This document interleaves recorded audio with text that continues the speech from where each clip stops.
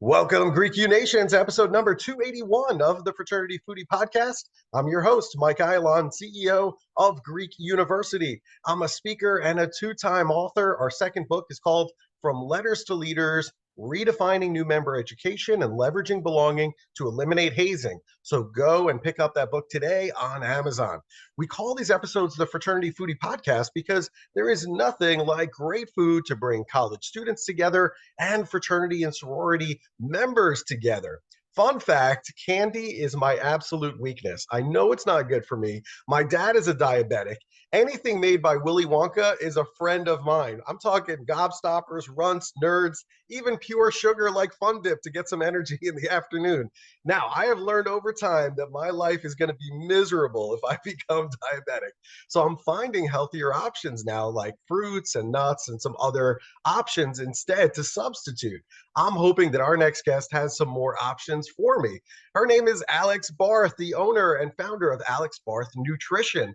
This is where she helps adults and teens make peace with food and their body image and teach them how to eat for the rest of their lives. Alix battled with anorexia through most of her teenage and young adult years. Through this, she gained a significant amount of experience in nutrition and discovered how important our relationship with food and our body is to our overall health. Alix was a competitive triathlete for 6 years and also works with athletes in various sports, helping them with their nutrition, specifically for their sport and their athletic goals. Alix's passion is to educate and pour her heart into each and every client. Her goal as a nutritionist is to teach adults and teens how to eat for the rest of their lives and do so in a mind and body they are kind to and enjoy being in. Welcome to the show, Alix. Thank you. Thank you. I appreciate it.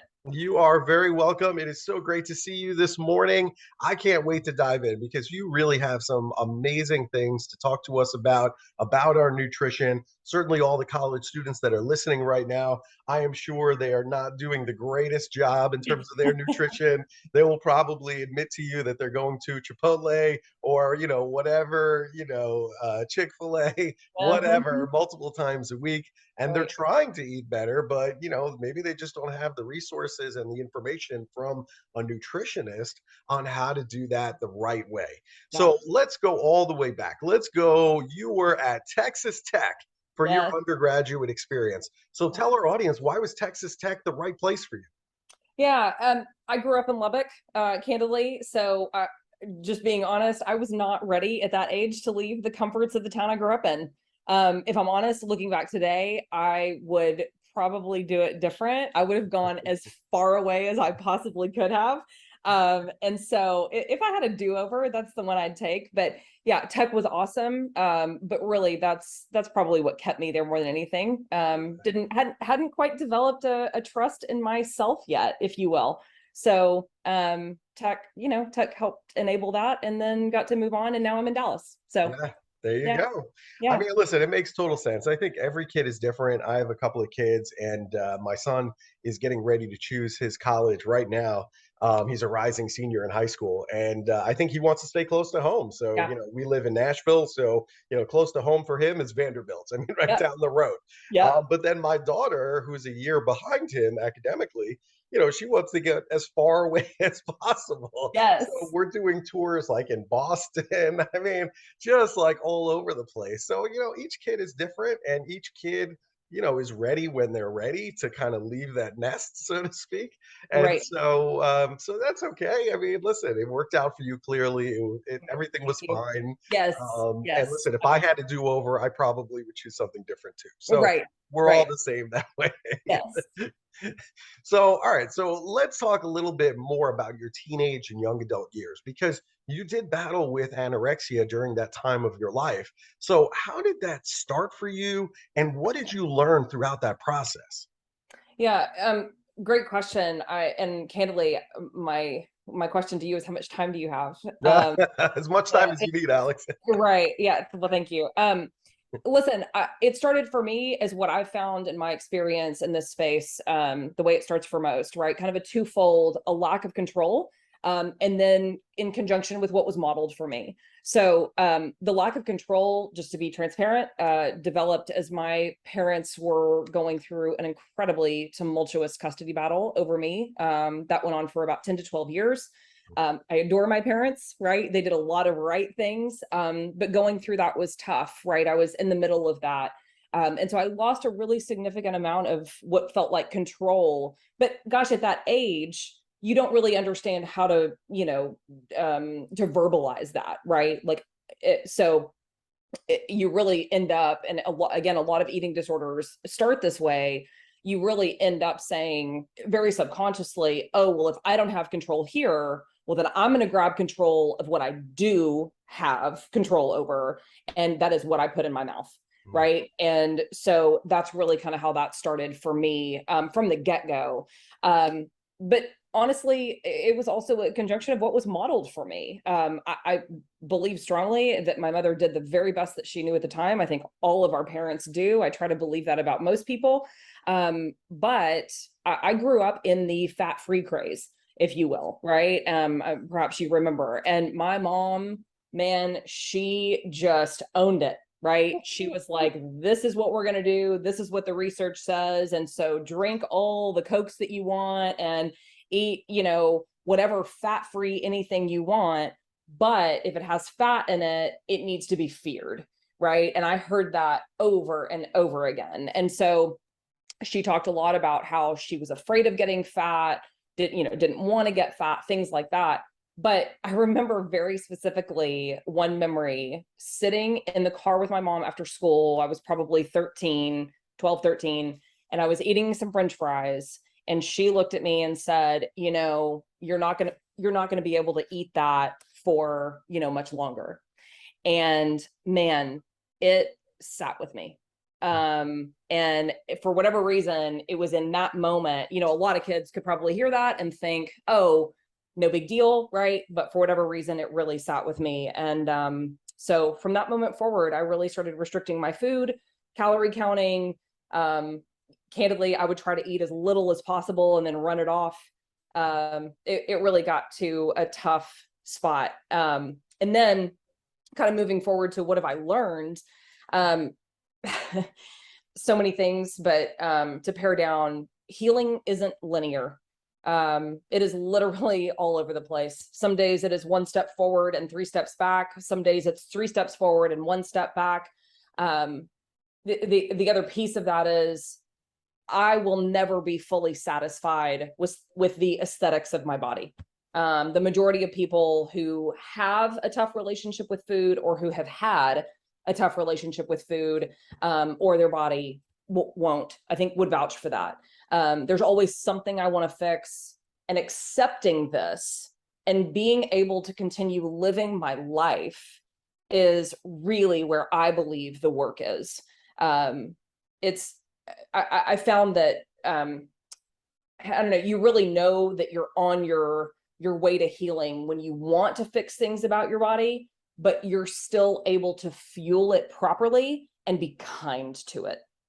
Right. So I don't know, there are so many more things, but these are probably the biggest takeaways. And it's part of the reason I do the work that I do, because it took me 20 plus years to figure that out and to get here. And so to be able to help other people get there more efficiently and into that space of healing is why I'm here. I'm so sorry that you had to go through all of that, but certainly I'm happy that you're able to help others that are going through it right now, and you can make it an easier process for them because you've been through it. And so I think that part is great. And yeah, I mean, my parents got divorced. I was actually in college when all of that happened, but I had 2 younger siblings that were at home going through a custody battle. And I think what our parents didn't realize is that when you talk badly about the other parent, I mean, that is an insult to the kid because they can't process at that age. Yeah. That's a part of them. You're basically, by insulting the other parent, you're insulting half of the kid. Yes. And people didn't understand that at the time. I'm not sure that my parents even understand it today. I mean, it's been decades since their divorce, and to this day, they're still bad mouthing each other. And I'm like, why? I'm like, Yeah. just give it up because you don't know what damage you're doing to me. Like, stop Right. it. I don't want to hear you talking bad about the other person. That was your decision. That wasn't my decision. That was your Yes. decision, right? Yeah. So, but oh my God, you can do a whole study on that and the Oh, for damage that sure. it does to the kids. I mean, oh Yes. my gosh. Anyway, but okay. So, and you, interestingly enough, you were a competitive triathlete for 6 years. You're Yes. working with athletes as well in terms of their nutrition. So, how is it different in working with athletes versus normal folks like me who have jobs where they're sitting in front of a computer all day long? Sure. Yeah. Again, great question. So I think, first of all, I will say athletes are much more complicated. They're harder, right? As an athlete, we are pounding our bodies, right? And I don't care if you are a more low intensity athlete, right? Perhaps golf might be a good example of that Mhm. versus an endurance athlete, or, where you're doing, half Ironman, full Ironman distance races, maybe ultra marathons, things like that. I know the obstacle course races have been a big deal, certainly as of late. So anything like that, and you are just pounding your body, you have to fuel it to be able to perform. And one of the hardest, or some of the hardest cases I've worked with are the people who come to me who have any kind of tough relationship with food in their body and are athletes, right? Thinking, and this was me, thinking, oh, I now have an excuse to work out and train for multiple hours a week and not have to eat that much food, right? Like I can literally play this game with the eating disorder, right? And so it's almost like you use the sport to hide, right, the struggle with food and your body, thinking that the sport is going to actually make you leaner, etc. But the problem is, if you're not fueling properly, it will wreck hormones, adrenals, thyroid function. I ended up gaining 25 pounds over the course of the 6 years because I was so significantly under fueling my thyroid. Literally, it was like, I can't support your metabolism anymore, right? Like your body just can't keep up at that point. And so when I say gain 25 pounds, I mean, I was retaining so much water, et cetera. And people just don't think of it that way, right?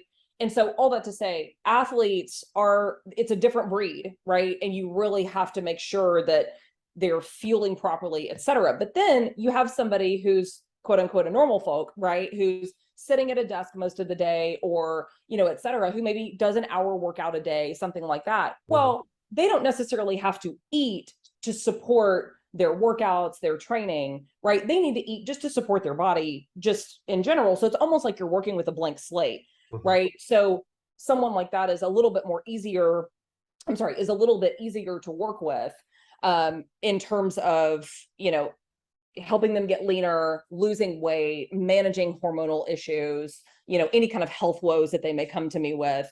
It's a little easier, from that perspective, because you just don't have as many moving parts. Make Yeah. sense? Yeah, it makes total sense. Well, Yeah, let's talk about that losing weight part.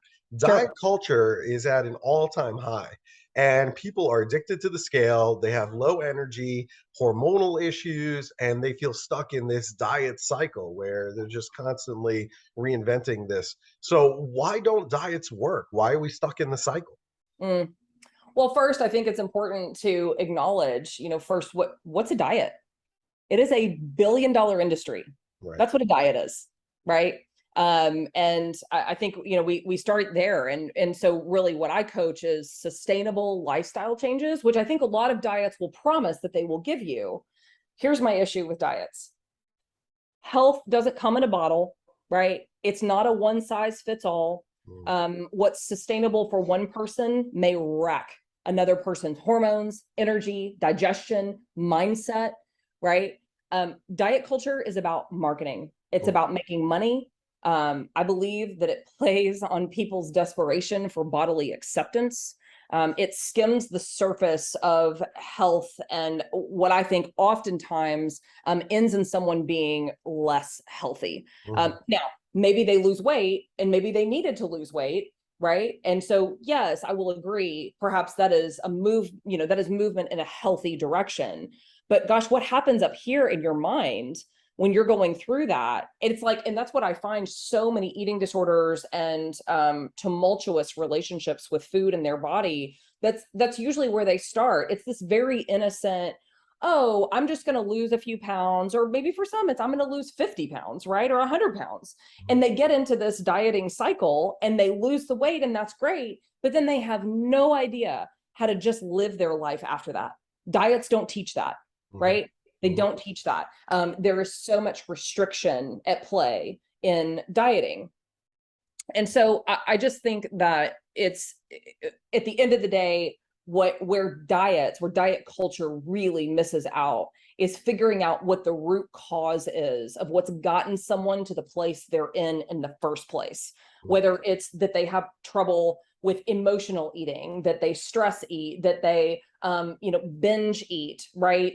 There are just so many different things that people deal with when it comes to food, and diets don't acknowledge those things by doing that deeper work of figuring out, okay, so like I shared earlier, what was said to you in your childhood that just has stuck with you, right? What are those narratives that you probably don't even realize you say to yourself anymore, but that you say to yourself all the time, right? I don't know. I just think rarely is someone struggling with their health just because of food. And I think diet culture offers quick fixes. It lures people in, promising big change fast. But I don't know, like I said, while people might lose weight, we have to stop and ask, are they really healthier? And like I said, perhaps in some ways, yes, but holistically, no.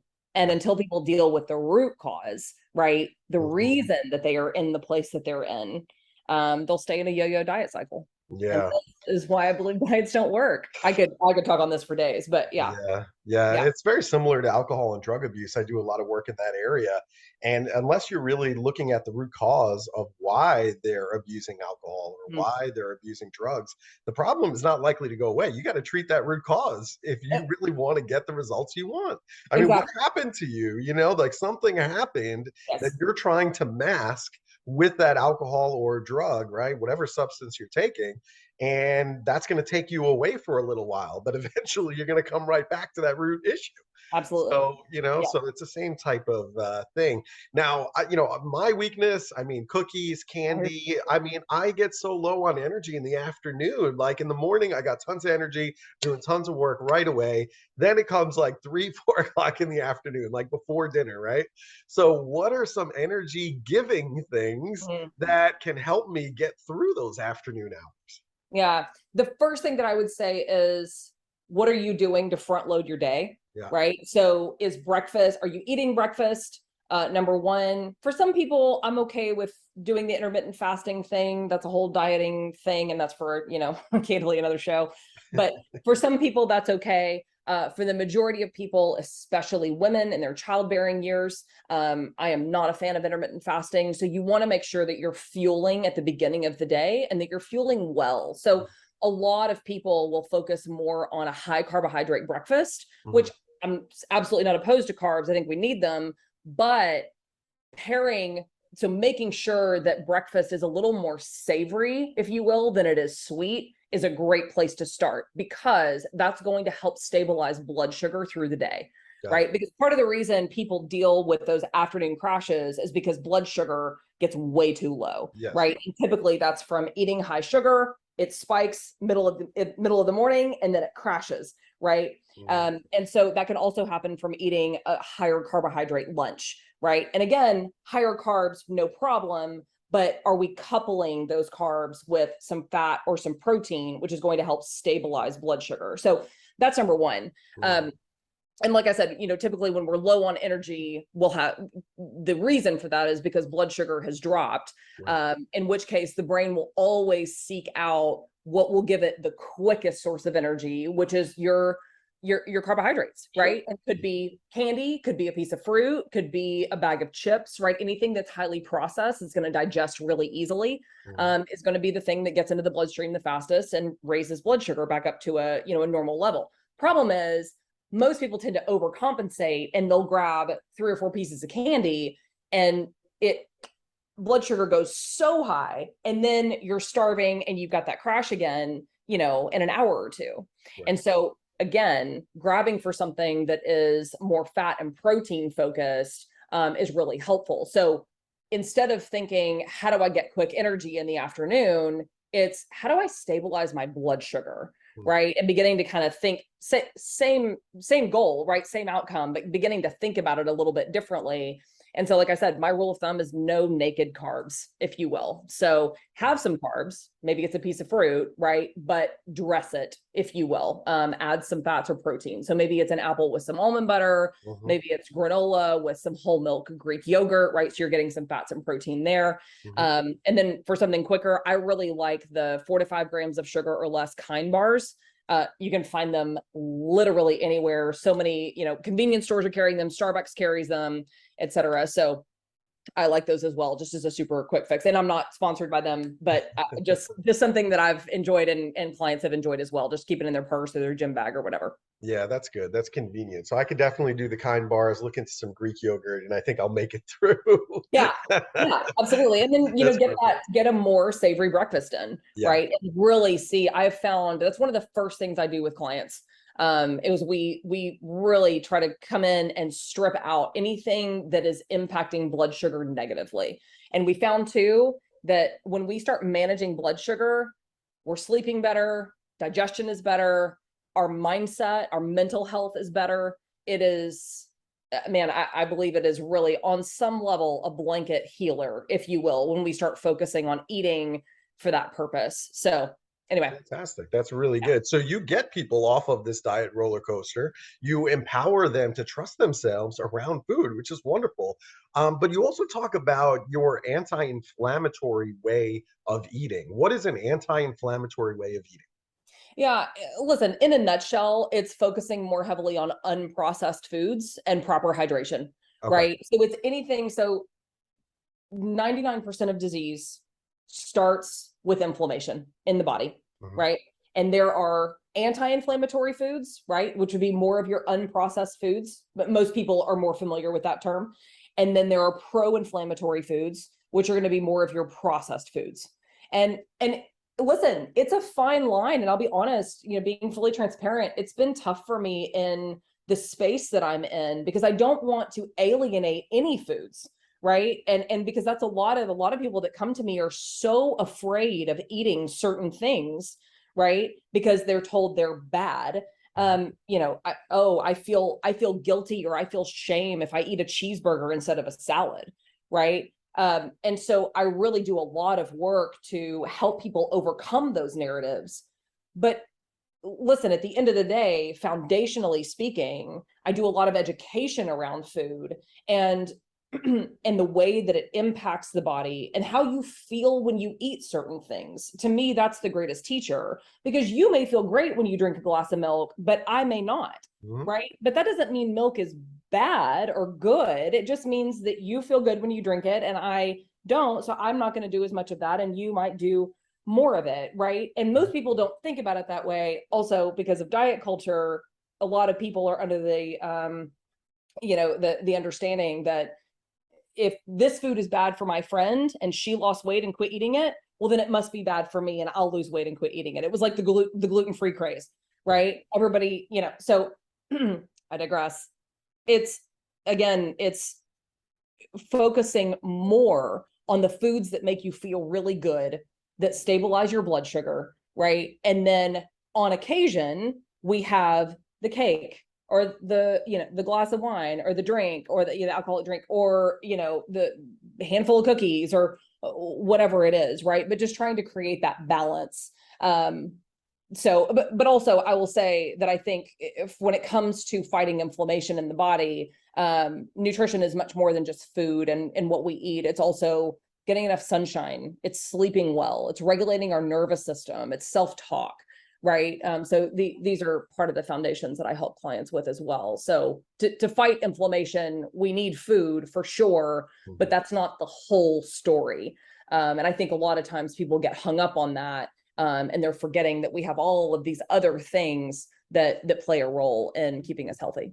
So You bring up self-talk, and I think we should talk about that a little bit more too. What if we get flooded with this negative talk, either from looking at ourselves in the mirror or just by comparing ourselves to other people on social media? I mean, social media gives us all of these, perceptions that we have to have the perfect body. And then all of a sudden, this negative talk starts coming on in your head. What do we do when that happens? yeah, yeah. Well, and listen, you said it right. Most people do get flooded with this. It's not an if, but a when. Right. And I tell clients and followers all the time, I wish I could tell you different, but the goal isn't to never have negative thoughts about your body again. Mhm. It's to be able to move through them more efficiently without wrecking your day or your entire week. Right. Mhm. So social media sucks. Let me just get that out there, right? It's a great way to distribute messages to a big audience, right? And maybe find an old high school friend that we forgot about. But to use social media as a standard for what we should look like is unfair to ourselves. Also, because we have no idea what the story is on the other side of that photo or that video or that reel. We have no idea.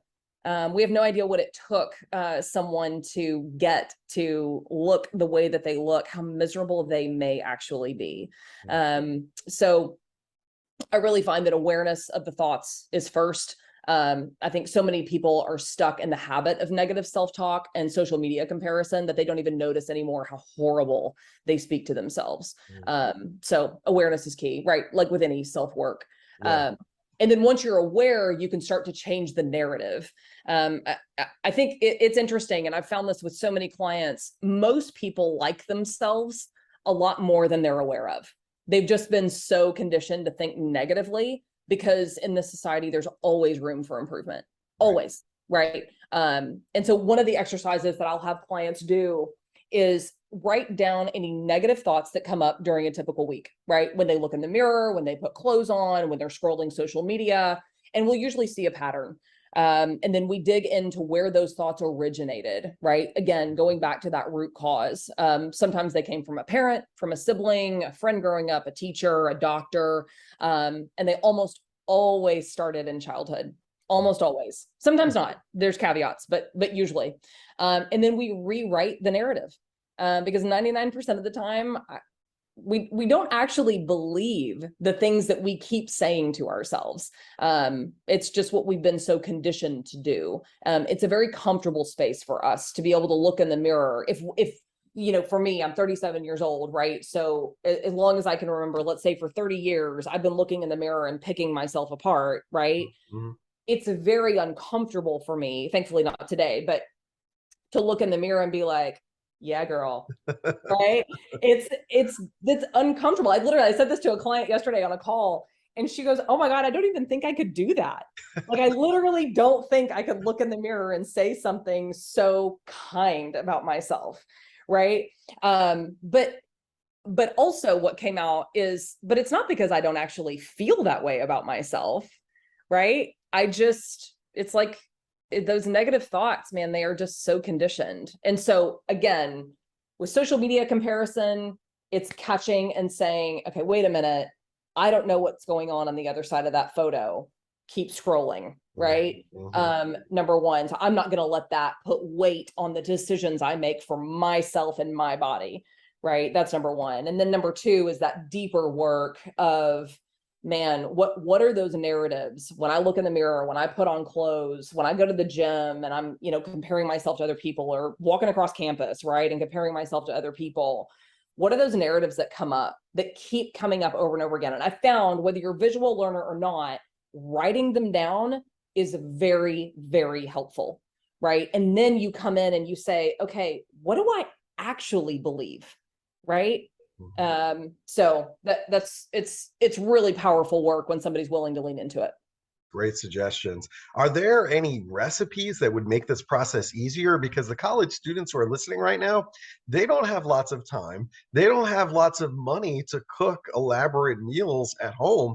So, are there recipes that are easier for them to do this? Sure. It's good question. I think for my college age and teen students, right? My clients, I don't give a lot of recipes. Mm, What I do more is educate on how to build a meal, right?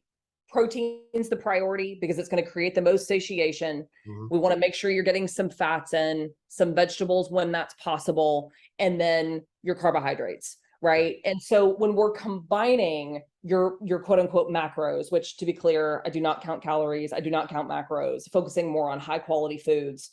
But when we're getting they do have a space, right? And so when we're getting some protein in, some fats, some carbs, what we found is that that's going to create the most satiation, and it's going to stabilize blood sugar the best. And so, I've got a client right now who is at Arkansas and University of Arkansas, and we were talking the other day. It's she walks into the food hall, and she's like, "Okay, I know I need some protein on my plate.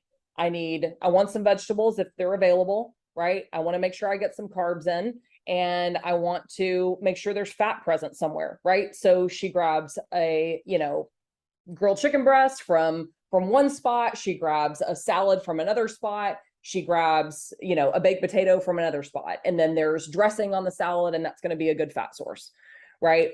And so that way, that really empowers people, period, but especially at this age when they're not going to Whole Foods and No. shopping Mhm. and coming home and cooking a meal, right? That's just your point. That's not happening, Not right? happening.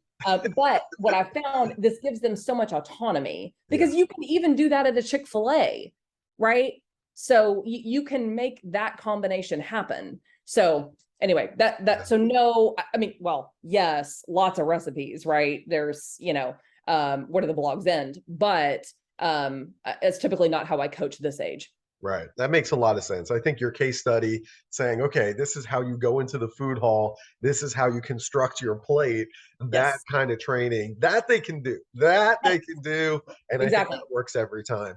Yes. So, for this, client of yours at the University of Arkansas, right? How do you create a supportive environment to make sure that they have sustained success over time, not just this week? Yeah, for sure. Listen, multiple fold, right? And I'll tell you kind of the four top things that I do with clients: Mhm. education, creating awareness, having clients observe themselves and their body. So, like I said earlier, when I eat this, I feel great. When I eat this, I really don't feel well, right? And beginning to make those connections. That is so much more powerful than, oh, my nutritionist said I shouldn't have that, right? Or my nutritionist said I should be eating this. Everybody's body is different, right? And we've got to take ownership of our own, right? And then the last would be accountability. So I educate clients. I help bring habits, that aren't serving them anymore, if you will, to their awareness. Have them really observe themselves. Again, what foods make them feel great, what foods make them feel blah. And then I also hold a lot of space for accountability. I give clients 24/7 text and email access to me throughout our work together. I do have clients keep food logs, and I review those logs multiple times a week and offer feedback. So it's, I found that kind of that getting people to get in touch with, not to be all woo-woo, but getting people to really get in touch with themselves, right? Versus, and again, I hate to but going back to diet culture, Mm. there's just not a blanket one size fits all. We have, for every single client that's working with me, we have to figure out what works for them. And I found that when a client is engaged, right, and they're really honing in on observing their body, creating that awareness, understanding the whys behind certain things, right? So it's not just Alex told me not to eat an apple by itself. They understand why eating an apple by itself is not the best thing for their blood sugar. And so it's like, okay, I want to support my body a little bit better. I know I need to combine some protein and some fat with that, right? So again, and that is what creates that sustainability. So very nice. Very, very nice. Now, we do love good food here at the Fraternity Foodie Podcast. I can't shy away from that. I love to eat. And I get the sense that the best meal is probably in your kitchen. But when we go out for a meal in Dallas, where would you normally go so that way I can go and check it out the next time I'm in town? Yeah, absolutely. My very, very favorite restaurant in all of DFW is Origin Kitchen and Bar. Okay. A dear friend of mine is the one who started it. Man, she has, and I no necessarily plug for her. I put this on every client's meal plan who's local. It is 100%. I mean, I tell clients, they're like, well, what should I get there? And I'm like, you can't go wrong. They are frying in avocado oil, which is unheard of. I can't wait for more restaurants to pick that up. They use high quality proteins, so like your grass finished beef, wild caught seafood, free range chicken and eggs. The service is awesome. They've got a whole cocktail menu that is low sugar. They've got an organic wine selection. They have a really thought of everything from A to Z. It's an unbelievable concept. I keep nudging her to open more, but yeah, that sounds like the perfect franchise. I can just walk in, order anything on the menu, and Alix says I'm good. Yes, and know that it's Alix approved. Yes, that's right. See, that's easy. We need to make it easier for people, not harder. And so a restaurant like that, boy, oh boy, I mean, I wish that was like at every truck stop, every exit on a highway, because all I can find, like, especially when I'm going from campus to campus, like McDonald's is there every single time. Like, where is like the healthier alternatives? Like, I don't want the processed foods, right? I want that, that baked chicken or whatever that they're serving. So that's great. I'm gonna have to go check that out next time I'm on DFW, and I will definitely let you know what I think. Please. So that sounds great. So all right, so if our listeners, if they want to bring you in to come in and speak on their college campus, where should they go to connect with you? Yeah, quickest way to connect with me is via email. So alix@alixbarth.com. You spell my name a little different. I'm thankful to my mom for doing this. So it's ALIX, not E. So ALIX@ALIXBARTH.com. And then they can also reach out via Instagram at Alix Barth Nutrition or my website, alixbarth.com. Perfect. So, AlixBarth.com. That's spelled ALIXBARTH.com. Alix, thank you so much for sharing all of this information, sharing your wisdom with our college students. They really want to do better. I mean, I think that we can all agree that they realize that they need to make changes. They just don't have the resources and the information, and they're just looking for nutritionists to help them make better choices. And so I love what you're doing. I think it's so important. So thank you. Thank you so much for sharing this information with our listeners today. Absolutely. Thank you. Thanks for having me. Of course, it's my pleasure. And to our listeners, thank you so much for tuning in. I hope that you like it. I hope that you share this interview on social media, because so many of the fraternity members, sorority members, other college students, they need to hear from Alix as well. So make sure you share it on social media. And thank you so much for tuning in. We hope to see you on another episode of the Fraternity Foodie Podcast. Thanks so much for tuning in. We'll see you next time.